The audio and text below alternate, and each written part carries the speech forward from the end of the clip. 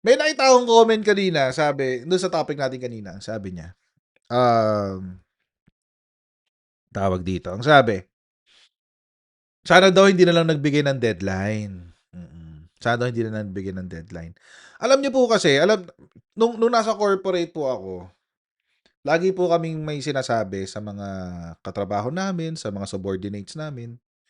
Lagi ho namin sinasabi, um, "A plan without a date is just a dream." Mm. "A plan without a date is just a dream." So, ibig sabihin, sa Tagalog, kapag nagplano ka at wala kang sinet na panahon or deadline para mangyari ito, yung plano mo, eh di yun. Hindi mangyayari yun. Panaginip lang yan. Hindi mangyayari yan. Mm. Ngayon, mga kababayan, I think, oo.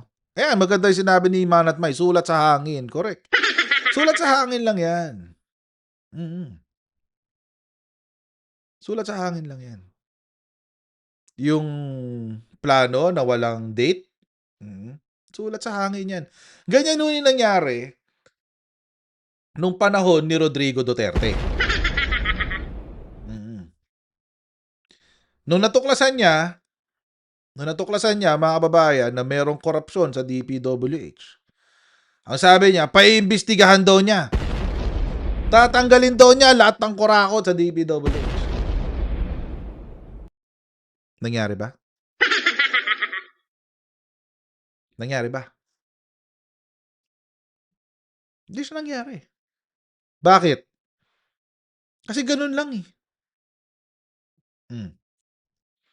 Ayan, tulad niya, si Manat May, sabi niya, 3 to 6 months daw, tanggalan droga. O, 3 to 6 months. 6 months minub. Yung 6 months naging 1 year. Yung 1 year naging 2 years. Yung 2 years naging, wala na. Nakalimutan na. Nakalimutan na. Oo. Kasi, wala eh. Wala kasing, hindi sila nakaset doon sa date. Okay. So ngayon, mga kababayan, by the way, Mahalal Custodio, salamat sa super chat. Wow naman! Wow! Wow! Ngayon, mga kababayan, dito sa flood control, sana daw hindi na lang nagsabi ng date. Hindi po pwedeng walang date kasi may hinahabol po tayong deadline. Christmas season. Pag hindi po yan sineta ng date, baka hindi na mangyari yung pagpa-file ng kaso. Di ba? Baka hindi na nangyari yung naglabasang warrant of arrest. Baka hindi na nangyari yung mga freeze order. Walang date eh. Wala tayong tinatrabahong date eh. Pero tingnan nyo naman, simula nung sinabi yung Pasko, December 15 na or kailangan December 25, may nakakulong na. In fairness, may nakakulong nga. May mga freeze order, naglabas ng warrant, naglabas ng kung ano-ano. Diba? Kaya nga mga kababayan, kaya nga sabi ko kanina, a plan without a date is just a dream. May naaresto naman eh. Maraming naaresto. Maraming nakakulong. Maraming nakadetain. Maraming kasong i-file. May kaso sa korte, may kaso sa BIR, may kaso sa AMLAC. Ang daming kaso na i-file. This is more than what any president in the history of the Philippines can claim. Kaya yung mga taong katulad ni Eli San Fernando, nung congressman na walang kwenta na yon, na hindi nagpapalipas ng amats bago magsalita. By the way, we're not sure kung lasing talaga siya. Mukha kasi siya lasing. They don't know what they're saying. Or kung alam man nila yung sinasabi nila, nambubudol sila. So hindi ako naniniwala na sana hindi nilagyan ng date. Mabuti nga nilagyan ng date. Kasi they were held accountable to it. They were held accountable to the date. And dahil merong date, marami silang nagawa. Pustahan tayo kung walang date na ilagay, walang makukulong. Pustahan. Di ba? Ngayon, kung walang naaresto na tulad ng mga politiko, it's because one of them is abroad. Yung isa sa kanila is abroad, yung iba naman ay naka-file sa ombudsman, pinag-aaralan pa yung kaso. But at least, mga kababayan, naka-file yung kaso. It's better than what I can say about any president in the history of the Philippines. Si Digong ba nakapag-file ng kaso sa mga politiko? Ba't bilib na bilib kayo mga DD? Saan? Ni isang politiko, wala siyang napakulong.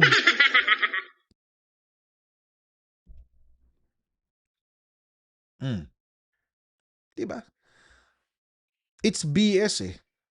It's BS yung sinasabi ng mga DDS, yung mga dilawan tsaka mga kakamping na hindi na angkited mag-isip. Oo.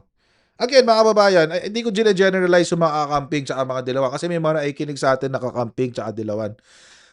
Meron kasi mga dilawan at tsaka mga kakamping na medyo open-minded na ang tingin nila kay Bongbong Marcos hindi yung history niya kundi yung kanyang performance. Na gano'n naman talaga dapat. So to some of them, okay si PBBM. Okay naman yung nagagawa niya. Although, syempre, medyo apprehensive sila kasi hindi naman na talaga gusto si PBBM. But they don't have much complaints.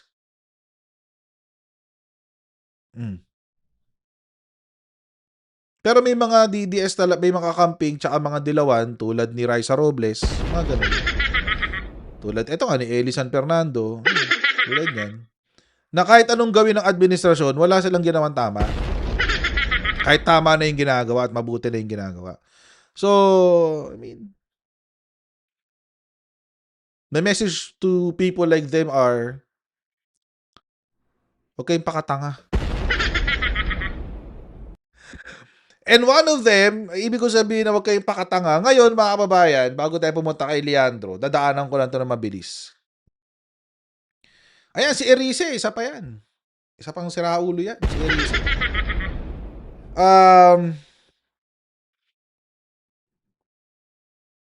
Bago tayo pumunta dun sa isa nating topic kay Leandro, daanan lang natin sandali itong bagong balita. Nagulat ako dito kasi nung pinapanood ko to kanina, sabi ko, talaga ba? Parang pilit na naman to. Masyadong pilit na naman to, guys. Oo, pakinggan nyo ha. Ito sabi, si FL Lisa Marcos daw, ay may insertion. Ha? She's not even part of government. Ano na to? Ano na naman kabubuhan to? Ha? Kailangan ko na shumat pagkatapos ng live stream na to. Ano na naman kalokohan to ha? Bakit may ganyan? Diyos ko.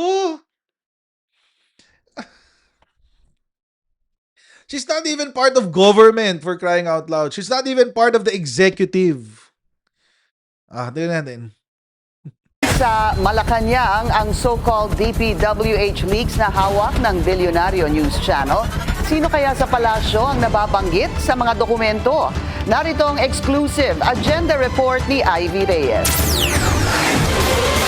Sa mahabang listahan ng proponents sa loob ng tinaguriang DPWH leaks, may nag-iisang item na nakapangalan kay First Lady Liza Araneta Marcos na may project cost na 100 million pesos sa DPWH budget ng National Expenditure Program noong 2025.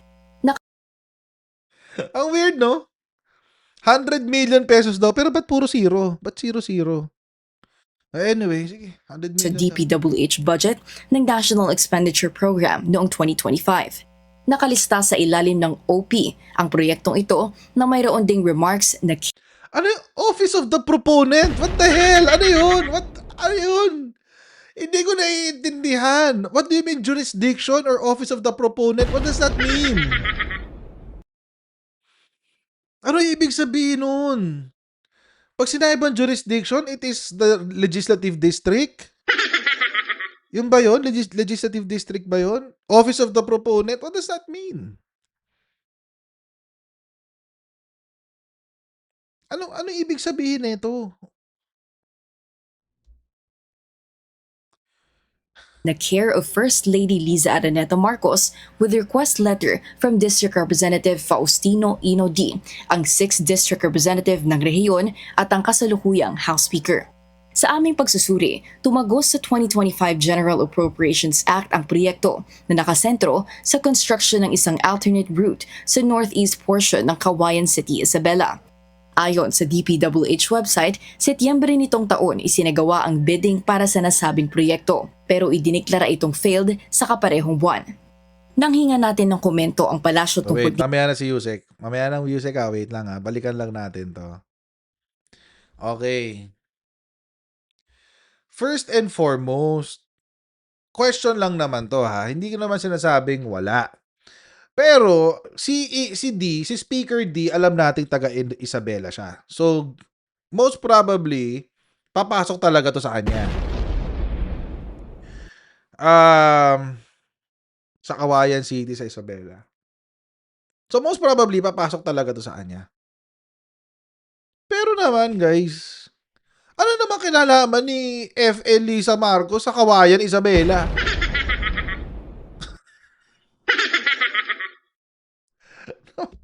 Naman. Si Speaker D gets ko kasi taga Isabela siya at siya ay representante ng Isabela. Gets ko yun. Walang problema doon. Pero kay FL Lisa anong kinalaman niya sa Isabela, Aber? Unang-una, may opisina ba siya sa Isabela? I don't think so. I don't think she has an office there kasi nagtuturo siya sa Western Visayas University. So malamang doon may office siya. Tapos managing partner siya ng MOST law firm. So malamang doon may opisina siya. Tapos ngayon, presidente yung asawa niya, so malamang may opisina siya sa Malacanang. So, para saan yung anong pakinabang sa kanya kung magpapagawa siya ng alternate route sa Cauayan Isabela? Alam nyo mga kababayan, hindi naman kasi ganun katanga si FL Lisa Marcos na kung gagawin niya yung ganyang klaseng kalokohan, gagawin niyang ganitong ka-obvious. Una, abogado yun. Una. Kung sakali lang kung sakali Hindi ko naman sinasabing ginawa niya. Pero kung sakali lang na may plano siya or gusto niyang gumawa ng krimen sa ilalim ng administrasyon ng kanyang asawa, bakit niya gagawin yung ganitong ka-obvious? Isabela talaga?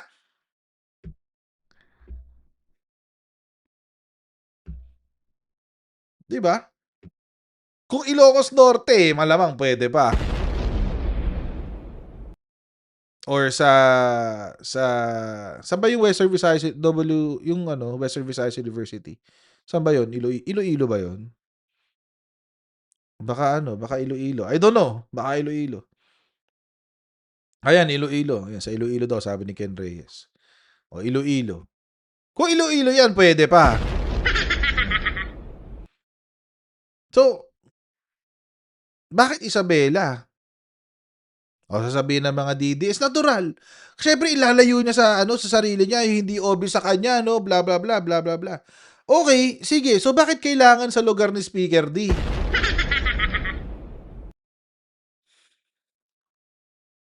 Di ibig sabihin ng proponent si Speaker D. Siya yun nandun eh.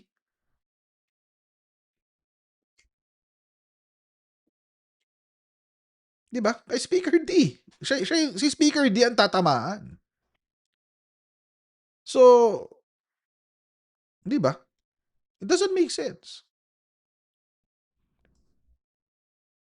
And do you think, mga kababayan, na alimbawa lang let's play the devil's advocate, kung talagang gustong mangurakot ni FL Lisa pero hindi siya makakurakot dahil hindi nga siya parte ng gobyerno, Don't you think mas madali gawin yan sa Office of the President?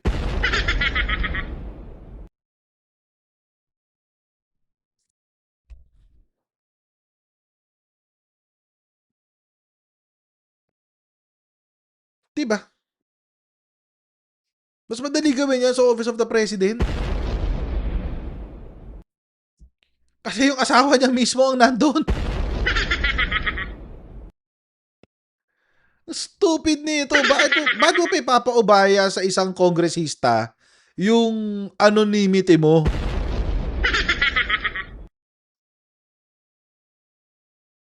Di ba ang stupid?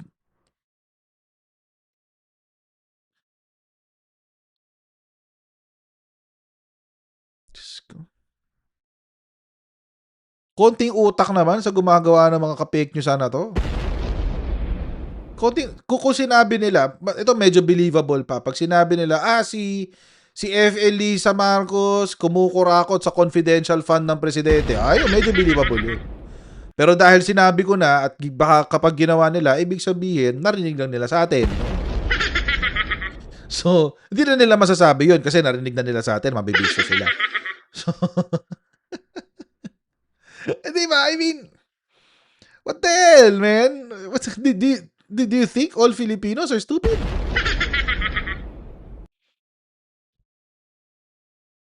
Ba't pa siya? Parang ito yung sa parang yung kay Saldi ko na si PBBM daw ay nag-utos na mga insertions. Ha? How stupid? Tanga lang ang maniniwala dun, mga babayan. Kasi nga, presidente siya, kayang-kaya niya isaksak sa NEP yan.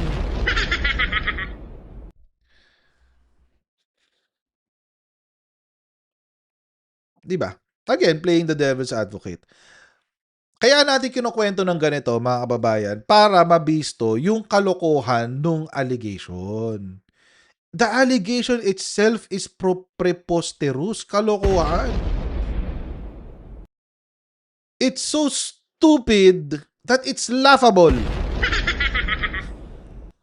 Ayan. Sabi ni Manat May, si Sandro daw nag-insert ng project sa Davao. Ha? How stupid is that?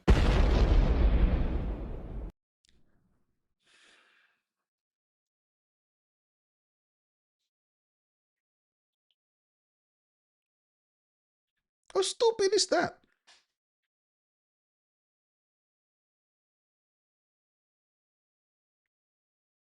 So ngayon, baka marinig nila itong sinasabi natin sa ating live stream. Iisipan na nila, sige, next time, daanin natin sa Office of the President. Kaso nga lang, narinig nyo sa live stream ko at marami rin tayong audience dito. Narinig din nila yung sinabi ko. So kapag nangyari yan, obvious na alam ko, malalaman na pala namin na pinapainggan tayo ng kalaban, guys. Actually, marami nga akong sinasabi dito ngayon. Recently lang naman, may bala ko ng konti. Marami akong sinasabi recently na all of a sudden, nagugulat na lang ako. I-echo ng ibang tao. Most notable, mga kababayan, yung sinabi natin tungkol sa yung sa dashcam. Kung sino man sa inyo meron dashcam video ni Cabral nang dumadaan kayo ng Cannon Road, nakita nyo, nandoon siya, isend nyo sa police, tumulong kayo sa investigasyon. Yan, di ba? Sinabi natin yun tapos the following day, nagsabi ang NBI, humingi ng tulong. Sa mga meron pong dashcam na dumadaan sa Cannon Road, kung nahagip na inyong camera, pakisend po sa amin. Grabe. Shoutout sa NBI, nakikinig pala kayo sa atin.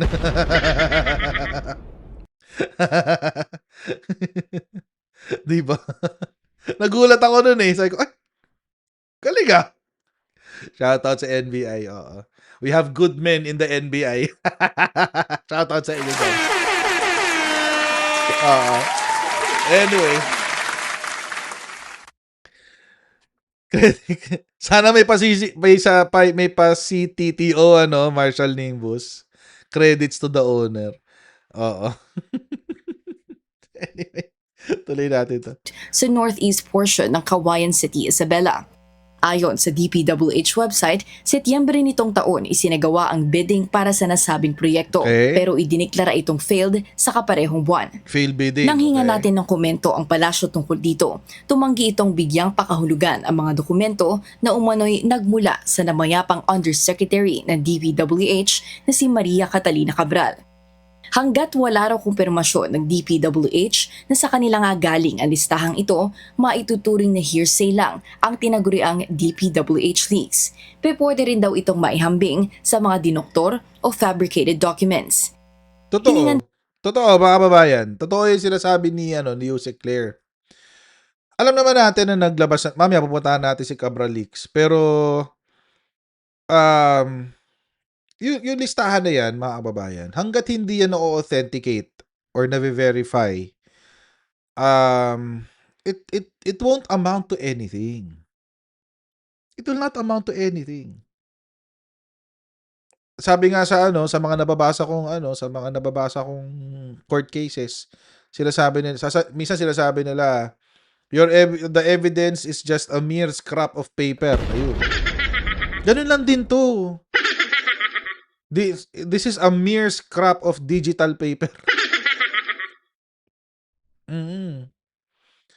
Kasi you cannot ascertain its authenticity. Hindi mo malalaman kung authentic ba o hindi. So, until mangyari yun, until such time, until such point where yung authenticity ng dokumento is already verified, hindi mo natin pwedeng bigyan ng bigat yung dokumento. And yun lang. I mean, too bad sa mga nanchichismis kasi hindi talaga siya uubra. Kahit ilang beses pa lumabas ang pangalan ni F. Elisa dyan, walang mangyayari. Kahit yung laman ng lahat ng table doon, puro F. Elisa Marcos, wala pa rin mangyayari.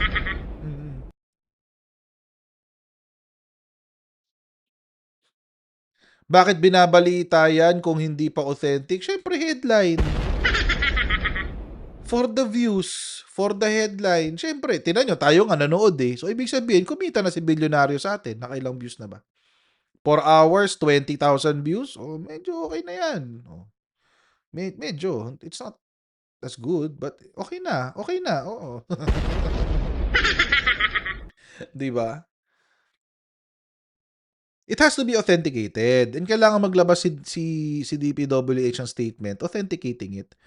Or, at the very least, over the course of the investigation, kapag nag-match, pag sinabi ng DOJ or ng Ombudsman na, lahat yung nilabas ng DPWH at yung nilabas nung Cabral files, lahat yan totoo.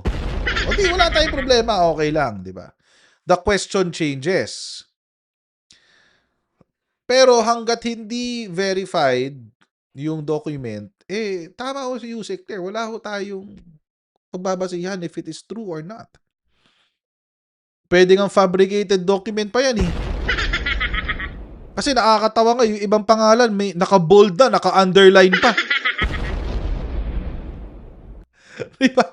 Mamaya pupuntahan natin. Naka-bold na, as in, ang kapal nung letter, naka-bold na, naka-underline pa. Tapos yung pangalan, mga pangalan na alam mong tinitira at binabatikos ng mga DDS. Benny Abante, Martin Romualdez. Ay!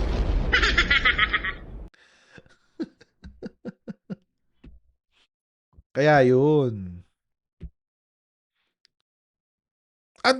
Mamaya na, I'm getting ahead of myself. Pero again, mga kababayan, ang weird lang na isinama na nila si F. Elisa Marcos dito.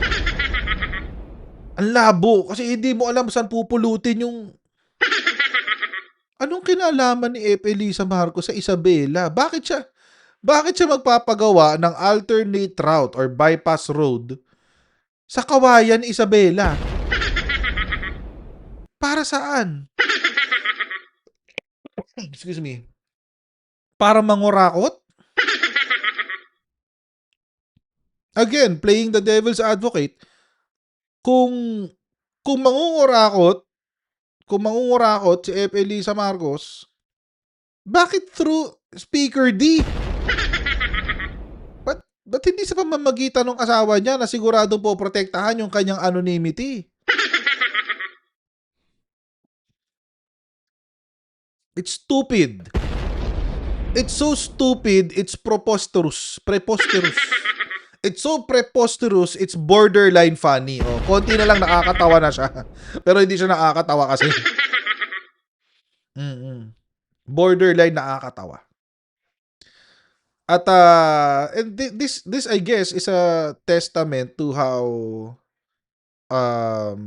desperate, kung gaano ka-desperado yung mga kalaban ng administrasyon na talagang siraan ng Marcos administration. 'Di ba? Idamay na yung asawa. Kawawa naman. Nananahimik yung tao.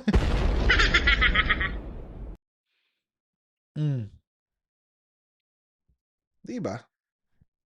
Ano yung decoy code? What do you mean? Reynaldo Adea. What do you mean? Decoy. What decoy you mean? I don't understand. Gumawa sila ng fake? Possible. Ganun. We don't know. But let's see. Bakit hindi kay Kong Sandro para di gaanong halata? Hindi, halata pa nga kay Sandro, Ate Trixie eh. Halata pa pag kay Sandro. Kay PBBM, yun hindi talaga halata. Kasi pwede niyang iisipan lang niya kung saan niya ipapasok yung kukurakutin niya if ever eh. Pinakamadali dyan, gayahin niya yung ginawa ni Sarah sa confidential funds. Pinakamadali. But hindi naman gagawin ni Presidente yun, hindi rin gagawin ni FL Lisa yun. Hindi niya gagawin yun. 'Di ba? So, ang weird nitong balita na to. It's parang ano eh, kitang-kita yung pagiging ano niya, yung pagiging sinulat lang for a demolition job. So masyadong obvious. 'Di ba? Masyadong obvious. Anong bakit kasama si Tariela sa listahan? May congressman kasing Tariela ang last name. Baka akala niyo lang si Commodore Tariela yun. Oo. Anyway. So, abangan natin. Tingnan natin kung mababalidate yan. Pero parang ewan ko lang ang weird lang kasi. It doesn't make sense. Diba? Maraming nangyayari ngayon ang hindi nagme-make ng sense, parang pagkamatay ni Cabral. It does not make sense. May bagong may bago ako napanood na balita. Yung tindero na pinagbilhan ng Yossi ng driver ni Cabral, nagsalita na hindi raw talaga binalikan nung driver ni Cabral, si Cabral. Pero pinakita rin niya na ano nga ako na curious nga ako kasi tanaw mo nga kasi naka-park daw siya sa harapan ng yung parang gas station daw na may tindahan something. Doon daw siya nakaparada. Tapos in fairness to him, pinakita niya, sabi niya, "Ma'am, kung dito nga kayo nakaparada, tanaw mo yung tanaw mo kung saan yung nakaupo si Yusek Cabral." In fairness, totoo nga, tanaw naman talaga. Tanaw na tanaw talaga. Pero ang lumalabas ngayon, parang nakatulog daw yung driver. Pero inisip na lang ng mga witnesses, baka pagod sa biyahe, so natulog na lang, ganyan. So, yun yung bagong palusot. Pero again, di ko pa rin kinaagat yun, guys, kasi it's too convenient eh. Masyadong convenient yung alibi. Masyadong convenient. It's too easy to say. Tsaka hindi rin sure yung mga tao nakapaligid na nakatulog ba o hindi. Basta nakita lang daw nila nakataas yung paa, tapos nakaliyad daw yung upuan. So, yeah. So I don't know, I'm not really sure kung nakatulog ba talaga or hindi, or baka busy mag-cellphone, I don't know. Or baka meron pang mas sinister na plano. Magkita-kita po tayo sa susunod natin live stream, guys. God bless you. Enjoy your Christmas. I'll see you in a bit, guys. Bye.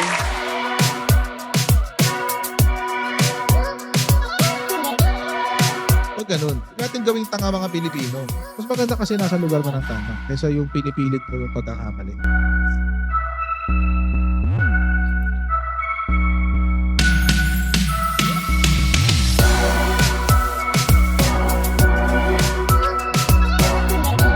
Are they willing to go that far? Hindi nakakalimutan ng Pilipino yan hanggat di nasasagot. Sino ngayon nagsasabi ng totoo?